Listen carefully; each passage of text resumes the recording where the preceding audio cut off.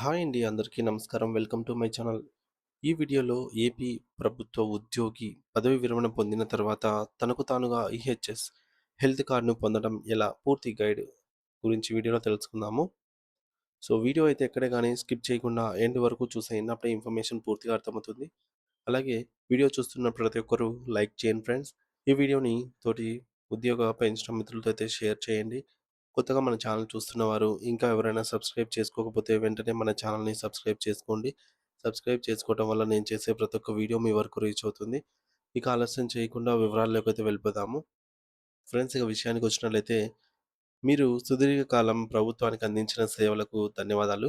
మీ పదవీ విరమణ అనంతరం జీవిత ఆరోగ్యం ఆనందంగా సాగాలని కోరుకుంటూ మీ ఆరోగ్య భద్రతకు అత్యంత కీలకమైనటువంటి ఈహెచ్ఎస్ హెల్త్ కార్డ్ పొందే ప్రక్రియను ఇక్కడ దశల వారీగా అయితే వివరంగా తెలుసుకుందాం. ముందుగా తెలుసుకోవాల్సిన ముఖ్య విషయం ఏంటంటే మీరు ఉద్యోగంలో ఉన్నప్పుడు ఉపయోగించినటువంటి హెల్త్ కార్డ్ ఏదైతే ఉంటుందో మీరు పదవీ విరమణ చేసిన తేదీ నుండి కేవలం 6 నెలల వరకు మాత్రమే అది పనిచేస్తుంది.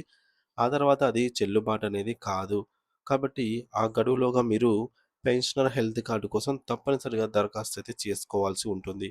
దరఖాస్తు ప్రక్రియకు ముందు సిద్ధం చేసుకోవాల్సినటువంటి ప్రిపరేషన్ ఏంటి అన్నట్లయితే, ఈ ప్రక్రియను ప్రారంభించే ముందు దయచేసి మీరు ఈ క్రింది పత్రాలను స్కాన్ చేసి మీ కంప్యూటర్ లేదా ఫోన్‌లో సిద్ధంగా అయితే ఉంచుకోవాల్సి ఉంటుంది.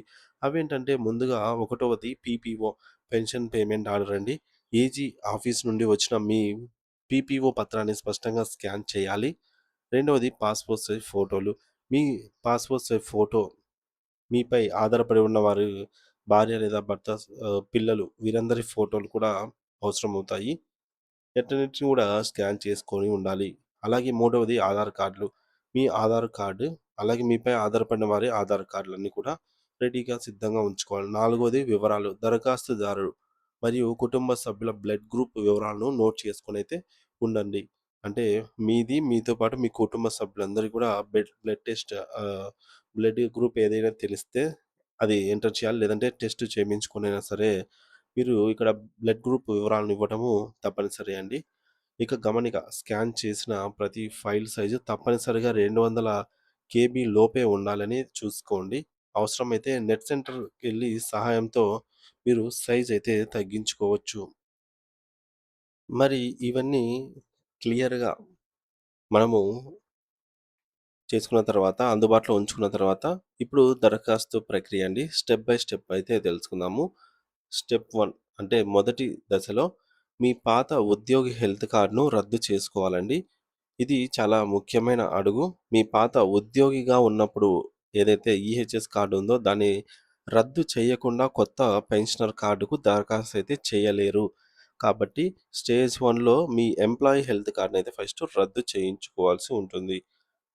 దీనికోసం మీరు ఈమెయిల్ ఐడీ మీ యొక్క ఈమెయిల్ ఐడీ నుంచి apehs@NTR sorry friends DRNTR వైద్యసేవ.ఏపీ.జీఓవీ.ఇన్.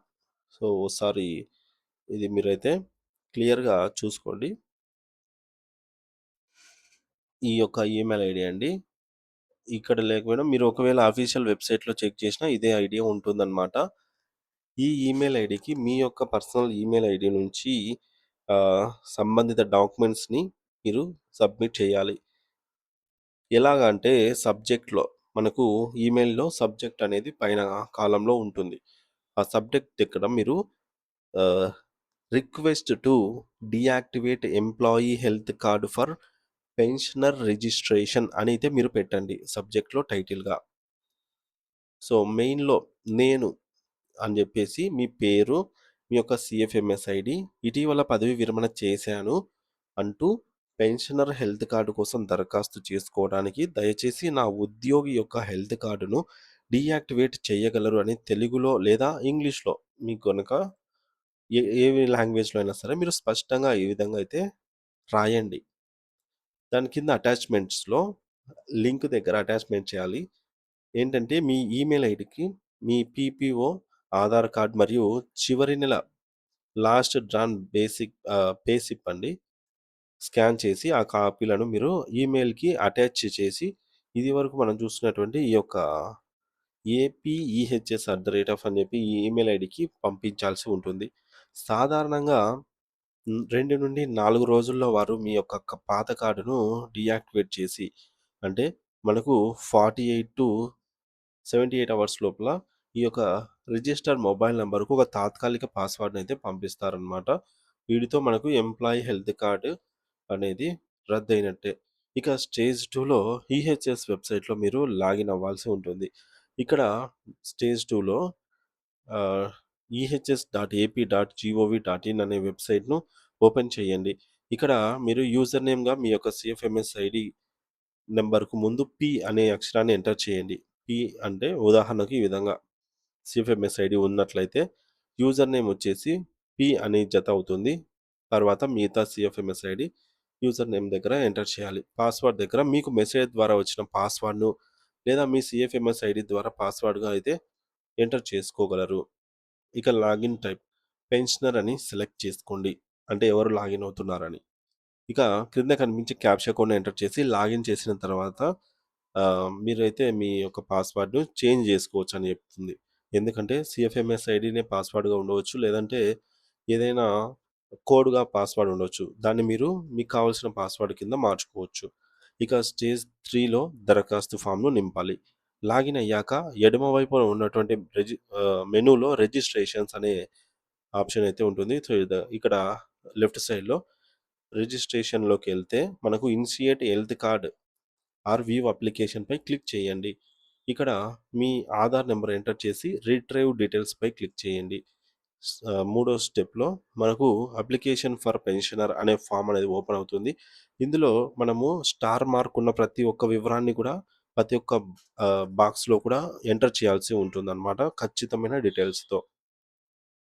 Pensioner details పదవీ విరమణ రకము, అలాగే పేరు, పుట్టిన తేదీ, డేట్ ఆఫ్ బర్త్, లింగము అంటే మనకి జెండరు, ఈ విధంగా బ్లడ్ గ్రూపు, వైవాహిక మ్యారిటల్ స్టేటసు, పదవీ విరమణ తేదీ మొదలైనవన్నీ జాగ్రత్తగా నింపండి. సో, ఇప్పుడు మీకు అడ్రెస్ అండ్ ఐడెంటిఫికేషన్ మార్క్స్, మీ చిరునామా, గుర్తింపులను నింపండి. అలాగే last proceedings details, pension office details, మీరు చివరగా పనిచేసిన కార్యాలయం మరియు మీకు పెన్షన్ ఇచ్చేటటువంటి ట్రెజరీ కార్యాలయం వివరాలను సరిగ్గా ఎంటర్ చేయండి. ఇకపోతే అన్ని వివరాలు నింపాక సేవ్ అనే బటన్ పైన క్లిక్ చేయండి. ఇక స్టేజ్ 4లో కుటుంబ సభ్యుల వివరాలు జోడించాలి. యాడ్ బెనిఫిషరీ అని అంటూ సో, ఈ యొక్క వివరాలు సేవ్ చేశాక కింద కనిపించే యాడ్ బెనిఫిషరీ బటన్ పైన క్లిక్ చేయండి. మీ కుటుంబ సభ్యులైనటువంటి మీ స్పౌసు, మొదలైన పిల్లలు, మీపై ఆధారపడి ఉన్న ప్రతి ఒక్కరి డీటెయిల్స్ గూడా డేట్ ఆఫ్ బర్త్‌తో సహా వారి యొక్క ఆధార్ నంబరు అన్నిటిని గూడా సబ్మిట్ చేయండి. మూడోది అవసరమైన వివరాలు నింపిన తర్వాత వారి ఫోటోసు మరియు ఆధార్ కార్డు స్కాన్ చేసి అప్‌లోడ్ చేసి సేవ్ చేయండి. నాలుగోది ఇదే విధంగా అర్హులైన కుటుంబ సభ్యులందరి వివరాలు కూడా ఒక్కొక్కరిగా అయితే జోడించండి. ఇక స్టేజ్ 5లో పత్రాలను అప్‌లోడ్ చేయడం అటాచ్‌మెంట్స్. మరి ఈ కింద ఉన్న యాడ్ అటాచ్‌మెంట్ బటన్‌పై క్లిక్ చేయండి. ఇక్కడ మీరు మీ యొక్క ఆధారు, ఫోటో, పీపీఓ వంటి స్కాన్ కాపీలను వాటి కేటాయించిన చోట్ల ఒక్కొక్కటిగా అయితే మీరు ఆయా కాలంలో ఆధార్ చోట ఆధార్‌ను, ఫోటో చోట ఫోటోను, పీపీఓ చోట పీపీఓను ఇవన్నీ గూడా ఒక్కొక్కటిగా క్లియర్‌గా తడబడకుండా అన్నీ అప్‌లోడ్ చేయండి. ముఖ్య గమనిక ఇక్కడ సైన్డ్ అప్లికేషన్ ఫార్మ్ అనే ఆప్షన్‌ను ప్రస్తుతానికి ఖాళీగా వదిలేయండి. ఇక స్టేజ్ 6లో దరఖాస్తును ప్రింట్ చేసి, సంతకం చేసి, తిరిగి అప్‌లోడ్ చేయండి. ఇది చాలా కీలకమైన దశ. జాగ్రత్తగా అనుసరించండి. మరి పైన చెప్పినట్లుగా అన్ని పత్రాలు అప్‌లోడ్ చేశాక, ఈ మేరకు మెయిన్ పేజ్‌లో ఉన్న ప్రింట్ అప్లికేషన్ బటన్ పైన క్లిక్ చేయండి. మీరు నింపిన దరఖాస్తు ఫామ్‌ను మీ ఫోటోతో సహా కనిపిస్తుంది. దానిని ప్రింట్ తీసుకోండి. ప్రింట్ తీసిన ఫామ్ పైన కేటాయించిన స్థలంలో మీ సంతకం చేసి ఆహ్, డేటు అలాగే ప్లేసు రాయండి. ఇప్పుడు సంతకం చేసిన ఈ యొక్క ఫామ్‌ను మళ్ళీ స్కాన్ అయితే చేయండి. తిరిగి యాడ్ అటాచ్‌మెంట్‌లోకి వెళ్ళి ఈసారి సైన్డ్ అప్లికేషన్ ఫార్మ్ అనే కాలం వద్ద అనేటటువంటి ఆప్షన్ వద్ద మీరు ఇప్పుడు స్కాన్ చేసినటువంటి అంటే సైన్ చేసి స్కాన్ చేసినటువంటి కాపీని అప్‌లోడ్ చేయండి. స్టేజ్ 7లో మనకు తుది సమర్పణ. అన్ని పత్రాలు సంతకం చేసిన దరఖాస్తు ఫామ్ అప్‌లోడ్ చేశాక సబ్మిట్ అప్లికేషన్ బటన్ పైన క్లిక్ చేయండి. మీ దరఖాస్తు మీ సంబంధిత ఎస్‌టిఓ లేదా డీడీఓ ఆఫీస్‌కైతే మీ వివరాలన్నీ పంపబడతాయి. ఈ ప్రక్రియ కొంచెం కష్టంగా, ఎక్కువ సమయం తీసుకునేదిగా అనిపించవచ్చు. మీకు సొంతంగా చేసుకోవడం కష్టంగా ఉంటే, మీరు అనుభవం ఉన్నటువంటి నెట్ సెంటర్ లేదా విషయ పరిజ్ఞానం ఉన్న వారి సహాయం అయితే తీసుకొని మీరు ఈ యొక్క పనిని పూర్తి చేయొచ్చు. మీ దరఖాస్తు ఆమోదం పొందిన తర్వాత మీరు లాగిన్ అయ్యి మీ కొత్త పెన్షనర్ హెల్త్ కార్డ్‌నయితే డౌన్‌లోడ్ చేసుకోవచ్చు. ఫ్రెండ్స్, ఈ వీడియోని తోటి పెన్షనర్ మిత్రులతో అయితే షేర్ చేయండి. కొంచెం ఓపికతో ఈ యొక్క ప్రక్రియ పూర్తి చేసి మీ ఆరోగ్య భద్రత మీ చేతుల్లో అయితే ఉంటుంది. Thank you for watching this video.